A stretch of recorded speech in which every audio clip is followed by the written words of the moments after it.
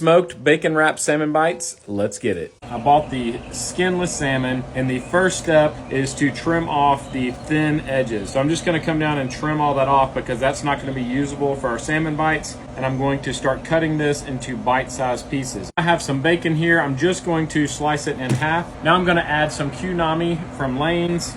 This is an Asian-inspired seasoning. Take a strip of bacon, and if you wrap them where the ends finish underneath, you don't need any toothpicks. And then we're just gonna place them on a rack. Now I'm gonna take some Lane's granulated honey to add some sweetness and go right over the top. You can make these in the oven, but I prefer to get a little smoke on them, so I have the Z-Grill's pellet smoker fired up to 325 degrees. I'm gonna come back and check on these in 20 to 30 minutes, but I just want that bacon to get crispy.